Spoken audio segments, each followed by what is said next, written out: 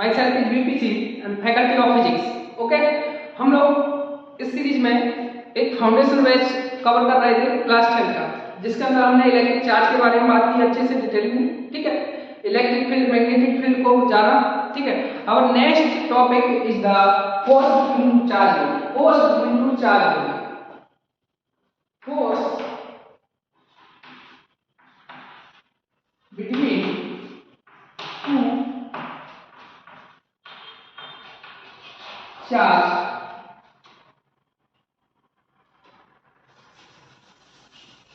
point charge। वो charge है उनके बीच में जो फोर्स लगता है। ठीक है, देखिए जिस तरीके से two mass body always attract to each other, दो मास बॉडी है एक दूसरे को हमेशा अट्रैक्ट करती हैं बाय ग्रेविटेशन फोर्स। इसी तरीके से अगर तो चार्ज बॉडी है तो चार्ज है, ठीक है, उनके बिटवीन भी एक फोर्स एक्ट करता है। ठीक है, this force is known as the electrostatic force. जिस तरीके से दो मास बॉडी के बीच जो फोर्स एक्ट करता था उसे कहते हैं ग्रेविटेशन फोर्स। इसी तरीके से जब दो चार्ज बॉडी है उनके बीच में जो फोर्स एक्ट करेगा which known as the electrostatic force. इन दोनों में डिफरेंस इतना रहेगा कि जो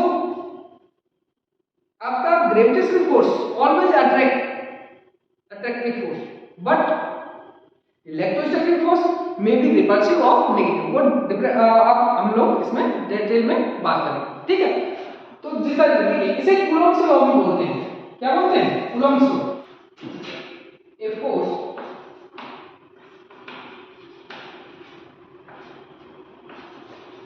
एक्ट बिटवीन टू charge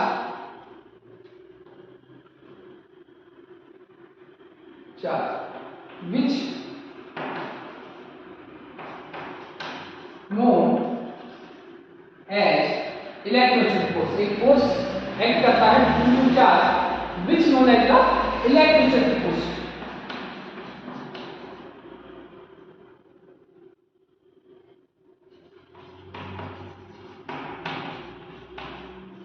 उसको इसको क्या बोला हुआ? Electrostatic force. दो चार्ज के बीच में एक्ट करता है। जिस तरीके से दो मास के बीच में एक्ट करता था उसे कहते हैं ग्रेविटेशनल फोर्स। इसको क्या कहेंगे? Electrostatic force. देखिए अगर कोई जिस तरीके से ये पॉइंट चार्ज है Q1, this is the Q1 charge and this is the Q2 charge, this is the Q2 charge and they are center to center distance, center to center distance is the r, center to center distance is the r। तब इनके बीच में जो force act करेगा, एक force act करेगा, ठीक है, which known as the electrostatic force, which known as the electrostatic force। ठीक है, तो कूलॉम्स आपने बुलाया अकॉर्डिंग, इसे कूलॉम्स लॉ बोलते हैं। According to Coulomb's law, Coulomb's law, Coulomb's law के दो पॉइंट हैं। पहला, ये जो इलेक्ट्रोस्टैटिक फोर्स होगा बिटवीन दीज चार्ज, ठीक है, जो फोर्स होगा ना इलेक्ट्रोस्टैटिक फोर्स, वो directly proportional to product of Q1 and Q2। ये जो दो चार्ज हैं इनके बीच में जो इलेक्ट्रोस्टैटिक फोर्स लग रहा है वो इनके प्रोडक्ट के डायरेक्टली प्रोपोर्शनल होगा। मींस जितना इनका प्रोडक्ट Q1 into Q2 का प्रोडक्ट जितना ज्यादा होगा उतना मैक्सिमम होगा, उतना ही ज्यादा क्या होगा इलेक्ट्रोस्टैटिक फोर्स का वैल्यू ज्यादा होगा। ठीक है, नेक्स्ट पॉइंट इज द जो इलेक्ट्रोस्टैटिक फोर्स होगा इनके बिटवीन वो इनवर्सली प्रोपोर्शनल होगा square of the centre to centre distance. ये सेंटर टू सेंटर डिस्टेंस होगा उसके स्क्वायर के इनवर्सली प्रोपोर्शनल होगा। The two point of Coulomb's law, Coulomb's law ने ये बताया। ठीक है, ये जो क्वेश्चन पॉइंट नंबर 2 है, इसी से maximum number of question touch किया है क्लास 10 का। ठीक है, 12th में भी डिफरेंट क्वेश्चन बनते हैं इसमें, लेकिन वहां तक बात नहीं करते हैं हम लोग। वो कवर करेंगे जो आपको अपने लिए जरूरी चीजें हैं। ठीक है, रिसर्च वगैरह ज्ञाता नहीं बनना है, अपन लोगों को उतना ही कवर करना है, अभी उतने ही टॉपिक पे फोकस करना है जितने के लिए हमको जरूरत है। जब अपनी जरूरतें फुलफिल हो जाएंगी, ठीक है, मेरी जरूरत वो कंप्लीट हो गई, उसके बाद एक्स्ट्रा टॉपिक पे फोकस करेंगे। अभी फिलहाल में जितना चीजें जरूरी है उसी पे फोकस करेंगे। ठीक है ना। तो ये जो पॉइंट सेकंड वाला है इस पर मैक्सिमम क्वेश्चन बनाए गए हैं, ठीक है। इसमें दो तरीके से क्वेश्चन पूछता है, वो मैं क्वेश्चनों के जरिए आपको बताऊंगा, ठीक है। लेकिन अभी देखिए, अगर इन दोनों पॉइंटों को बाई फर्स्ट एंड सेकंड को कंबाइन करूं तो जो इलेक्ट्रोस्टैटिक फोर्स होगा डायरेक्टली प्रोपोर्शनल हो जाएगा Q1 and Q2 upon R², ये बनेगा। अगर मैं इस प्रोपोर्शनल साइन को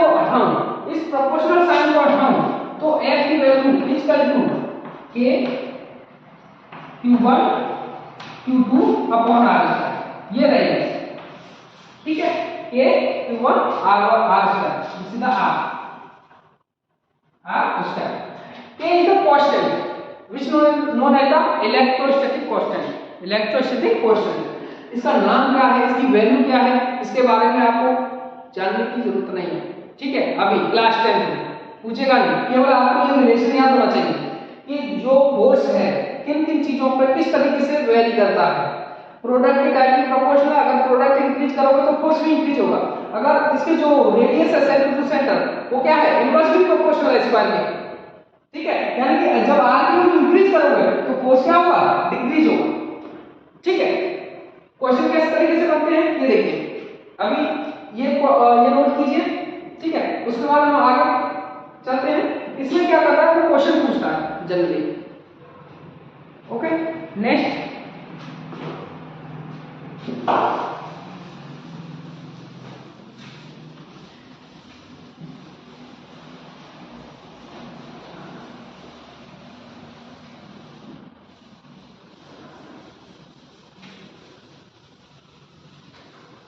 देखिए, नोट डाल के देंगे। नोट एक सिस्टम है जिसमें Q1 एक चार्ज का है Q1, एक दूसरा है Q2। इनके बिटवीन जो सेंटर टू सेंटर डिस्टेंस है वो क्या है, R1। जब दो चार्जों को मैंने R1 डिस्टेंस पर रखा तो उनके बीच में एक फोर्स लगा, इलेक्ट्रोस्टैटिक फोर्स, उसको मैंने F1 मेजर किया। कितना फोर्स लग रहा है, F1। कितना फोर्स लग रहा है, F1, जब उनको R1 डिस्टेंस पर रखा है, ठीक है। बी वाला केस, इसी सिस्टम को मैंने चार्ज को चेंज नहीं किया, only I change value of R, centre to centre distance Q1 and Q2, ठीक है। सेंटर टू सेंटर डिस्टेंस है उसको मैंने चेंज कर दिया, सपोज कर लो R2, वहां R1 थी, यहां R2। तो अब मैंने वैल्यू R की वैल्यू चेंज कर दी, तब जो F की वैल्यू हुई F2, इनके बीच में जो F की वैल्यू कितनी हुई, F2। अब फोर्स कितना लग रहा है, F2। पहले कितना लगा, जब R1 डिस्टेंस था सेंटर टू सेंटर डिस्टेंस, तब फोर्स की वैल्यू थी F1। लेकिन अब जब R2 मैंने कर दिया तो फोर्स कितना हो गया, F2। तो F1 F2 में रिलेशन क्या होगा, देखिए। पहले इस सिस्टम के लिए लिखो, इसके लिए F1 proportional to Q1 Q2 upon R², ठीक है। या प्रोपोर्शनल साइन को भी उठा दो, आपने पढ़ा, आपने Q equal to F equal to F1 equal to K ले लो, K इज द कांस्टेंट। इसका फर्स्ट इस सिस्टम के लिए लिखो F2 की वैल्यू क्या हो जाएगी, equal to K Q1 Q2 upon इसका R2 का रिलेशन, करेक्ट। F1 की वैल्यू पहले सिस्टम में पहले वाले अरेंजमेंट में मैंने F1 की वैल्यू निकाला Q1 Q2 अपॉन R1 का होल स्क्वायर, ठीक है। नेक्स्ट वाले अरेंजमेंट में क्या होगा, F2 लग गया और R की वैल्यू चेंज हो, Q1 Q2 को मैंने चेंज नहीं किया है, चार्ज सेम रखे, ठीक है। मुझे F1 F2 में रिलेशन फाइंड करना है, तो by second divide by first, मैं इसे डिवाइड करना है, यानी कि F2 डिवाइड बाय F1 करना है। F2 की वैल्यू कितना है, K Q1 Q2 upon R2 का वैल्यू अपॉन F1 का वैल्यू कितना है, K Q1 Q2 upon R1 का वैल्यू, ठीक है। K is the question and same K से K कैंसिल, ठीक है।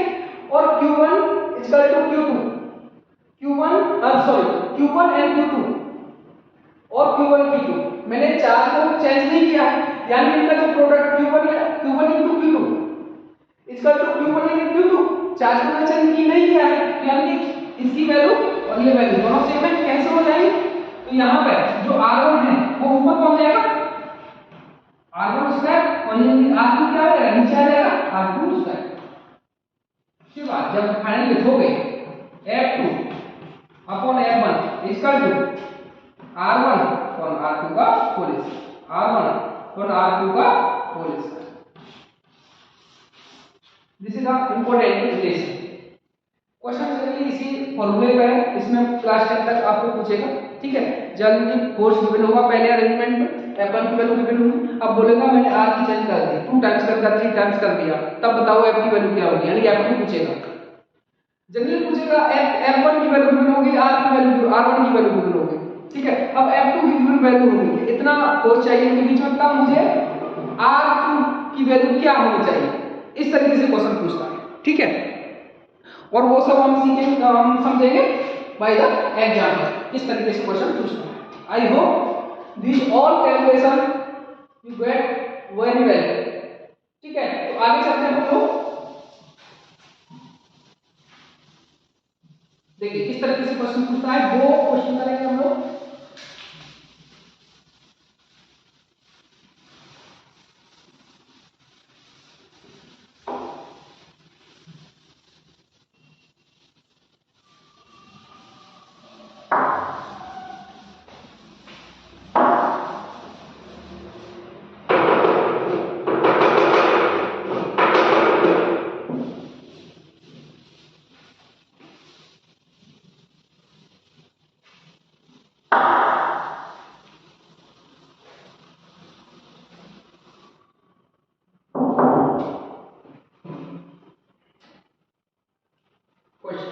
एग्जांपल देखिए,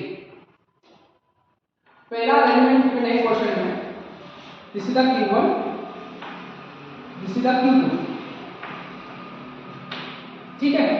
and centre to centre distance is the R, centre to centre distance R, then the electrostatic force is the F, electrostatic force is the F, and which value 4 Newton, तब इनके बीच में कितना force लग रहा है, 4 Newton लग रहा है। जब और R की वैल्यू लिखा है आपने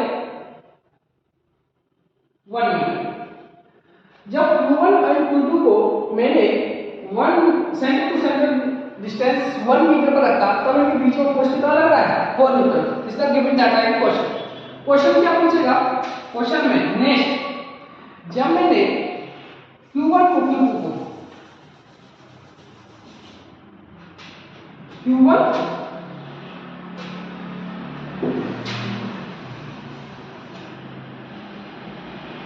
इसका Q1 और इसका Q2, ठीक है। Q1 को चेंज नहीं किया है, Q2 को चेंज नहीं किया, सेम रखा है। अब बोला है इसकी जो सेंटर टू सेंटर डिस्टेंस है ना, centre to centre distance R की वैल्यू मैंने 2 मीटर कर दी, कितना मीटर कर दिया, 2 मीटर, ठीक है ना।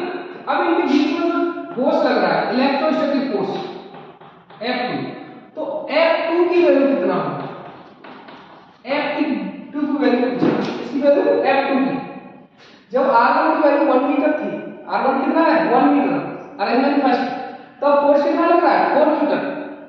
ये this is the second arrangement जिसमें R2 की वैल्यू कितना है 2 मीटर, R1 कितना है 1 मीटर, तो फोर्स F2 लगेगा इनके बिटवीन, वो कितना होगा।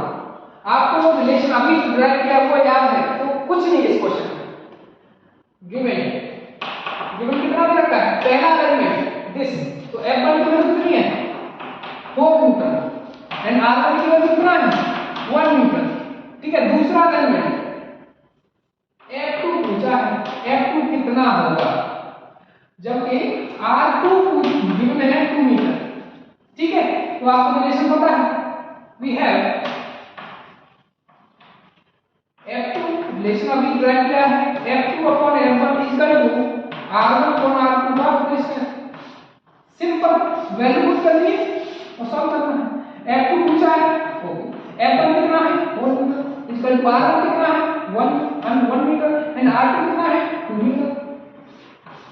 अब इसे सॉल्व करो, ये कितना हो गया 1/4 यानी कि F2 की वैल्यू कितनी हो गई 4 × 1/4 यानी कि 1 न्यूटन। F2 की वैल्यू कितनी हो गई 1 न्यूटन। ठीक है, सिंपल। और ये वैल्यू पुट करनी है, this is the process. First type of the question, इस तरीके से पहला क्वेश्चन पूछ सकता है। ठीक है ना, जो जनरली आपको वैल्यू पुट करनी है फॉर्मूले में, आपको फॉर्मूला याद होना चाहिए। चेकआउट कैसे करेंगे, देखिए पहले आया था 1 मीटर, अभी 2 मीटर, यानी डिस्टेंस को क्या किया इंक्रीज किया, इंक्रीज 1 मीटर से इंक्रीज कर दिया 2 मीटर, यानी कि फोर्स पहले 4 न्यूटन था, अब मैंने इंक्रीज कर दिया, यानी F2 की वैल्यू 4 न्यूटन से तो कम होना चाहिए। जैसे जैसे डिस्टेंस इंक्रीज करोगे तो फोर्स की वैल्यू रिड्यूस होगी, कम होगी, डिक्रीज होगी। तो यहाँ पर 4 न्यूटन से तो फाइनल F2 की वैल्यू कम होनी चाहिए, जो कि कम आ रही है 1 न्यूटन। सिंपल। ठीक है, आई होप आप अच्छे से इस क्वेश्चन के टॉपिक को समझे होंगे। ठीक है, नेक्स्ट क्या तरीका हो सकता है पूछने का उसका, देखिए नेक्स्ट क्वेश्चन, ये क्वेश्चन नोट कर लिया होगा। नेक्स्ट वाला एग्जांपल देखते हैं। एग्जांपल देखिए, अगर क्वेश्चन बोला है a की value, this is the first arrangement. ठीक है, ये गिवन होगा, अब बोलेगा कि मुझे f की वैल्यू 8 न्यूटन करना है। कितना करना है 8 न्यूटन करना है। तब r कितना होना चाहिए, r की वैल्यू पूछेगा। जब r की वैल्यू 1 मीटर है, ठीक है, तब फोर्स लगता है 4 न्यूटन, तो मुझे फोर्स चाहिए 8 न्यूटन, इनके बीच में 8 न्यूटन, तब मुझे r कितना रखना पड़ेगा 8 न्यूटन, तो r पूछेगा, तो r कितना होगा, r की वैल्यू कितनी है ये पूछेगा। सिंपल, लॉजिक वही है, सेम है। तो अभी कितना गिवन है, ये डाटा गिवन है, अब इसमें फोर्स गिवन है, फोर्स कितना गिवन है 8 न्यूटन चाहिए मुझको, कितना चाहिए 8 न्यूटन, तब मुझे R2 की वैल्यू चाहिए, तब मुझे क्या चाहिए R2 की वैल्यू। ठीक है, सिर्फ logic direct put value of F1 and R1 R2 in this derivation. ठीक है, तो F2 की वैल्यू, F2 कितना चाहिए आपको 8 न्यूटन, F2 कितना है 8 न्यूटन, F1 की वैल्यू कितना है 4 न्यूटन। सिंपल, R1 की वैल्यू कितना है, R1 की वैल्यू इसका 1 मीटर, और R2 की वैल्यू तो चाहिए आपको स्क्वायर। सिंपल, इसे तोड़ो, 2 टाइम्स 2 इक्वल टू 1/r2 का होल स्क्वायर, यहां से निकालोगे R2 का स्क्वायर इक्वल टू 1/2, यानी कि R2 की वैल्यू 1/√, स्क्वायर रूट में हो तो क्या आएगा 1/√2 का मीटर, इतना मीटर रहेगा। R2 की वैल्यू कितना चाहिए, यानी देखो फोर्स 4 न्यूटन था, अभी 8 न्यूटन, यानी इंक्रीज करना है मुझे, फोर्स को इंक्रीज करना है, तो डिस्टेंस को क्या करना पड़ेगा डिक्रीज करना पड़ेगा। पहले 1 मीटर थी, तो 1 मीटर से कम आ रहा है नहीं 1/√2 मीटर। ठीक है, यानी कि आपकी प्रोसेस सही है और सही आंसर। ठीक है, this is totally about the electrostatic force कि दो चार्ज बॉडी लग रही है, उनके बीच में कितना फोर्स होगा, है ना, उसको किस तरीके से कैलकुलेट करना है मुझे, उससे किस तरीके से क्वेश्चन फॉर्मेट हो सकते हैं, उसके बारे में डिस्कस किया। नेक्स्ट एक नोट लिख देना आपको कि जो दो चार्ज बॉडी आपने पढ़ा था, तो what is the difference between electrostatic force and gravitational force. ठीक है,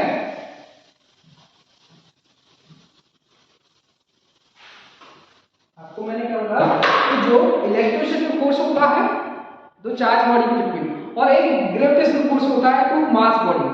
तो और जो ग्रेविटेशनल फोर्स होता है always attractive force, but electrostatic force में भी रिपल्सिव एंड अट्रैक्टिव। ठीक है, तो कैसे करोगे देखिए, पहला unlike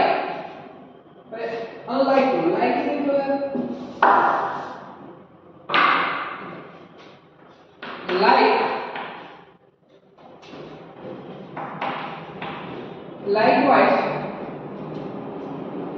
charge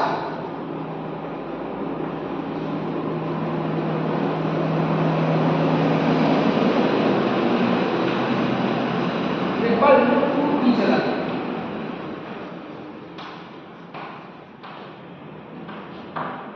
Likewise means same nature. Generally आपने टू टाइप के चार्ज पढ़े, नेगेटिव एंड पॉजिटिव, ठीक है। Same likewise means same nature, positive positive या फिर नेगेटिव नेगेटिव, सेम नेचर होना चाहिए लाइकवाइज का मतलब। This is the positive charge Q1, this is the Q2 value also positive means same nature है, likewise positive positive. तब इनके बीच में जो इलेक्ट्रोस्टैटिक फोर्स होगा ना, इलेक्ट्रोस्टैटिक फोर्स कैसा होगा, रिपल्सिव फोर्स रहेगा।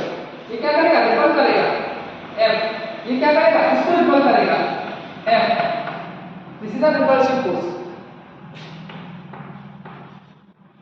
Ripple to repulsive force each other. एक दूसरे को क्या करेंगे, रिपल करेंगे इनको, क्यों, सेम नेचर, ठीक है। नेक्स्ट ये देखो, this is the Q1 negative charge and Q2 is the also negative charge. तब इनके बीच में क्या रहेगा, एक रिपल्सिव फोर्स F, ये इसको रिपल करेगा और ये क्या करेगा, इसको रिपल करेगा F force. This is the repel to each other.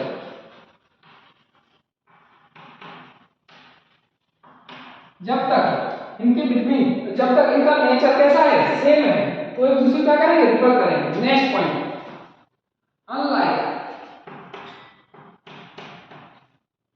unlike charge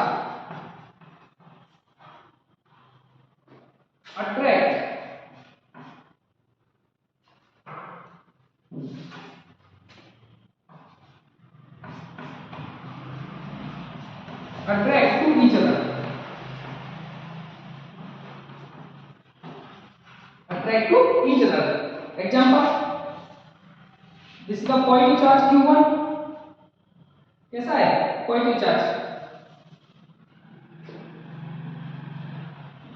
next this is the Q2 और Q2 is the negative charge. Opposite nature हो गया ना, positive negative means unlike, opposite nature. तब इनके बीच में ये क्या करेंगे, अट्रैक्ट करेंगे एक दूसरे को, क्या करेंगे, अट्रैक्ट। ये क्या करेगा, इसको खींचेगा अपनी साइड में, ये क्या करेगा, ये इसको अट्रैक्ट करेगा इसको, यानी कि attract to each other.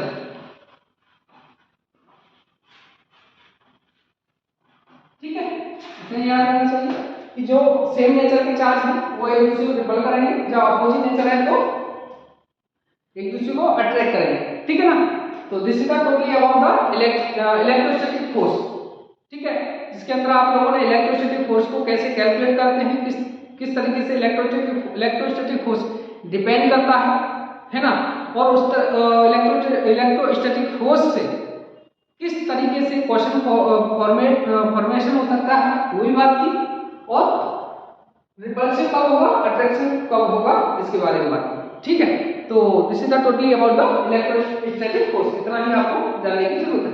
Okay, our next topic is the atomic structure. Generally atomic structure एक इंपॉर्टेंट टॉपिक है फॉर दिस चैप्टर, ठीक है। तो उसे हम लोग कवर करेंगे, उतना ही कवर करेंगे जितना कि अपन लोगों को इस चैप्टर की जरूरत है। बाकी तो केमिस्ट्री में आप अच्छे से डिटेल में स्टडी कर लेंगे, ठीक है। ओके, नेक्स्ट वीडियो मिलते हैं और कवर करते हैं atomic structure. Okay, take care, bye bye.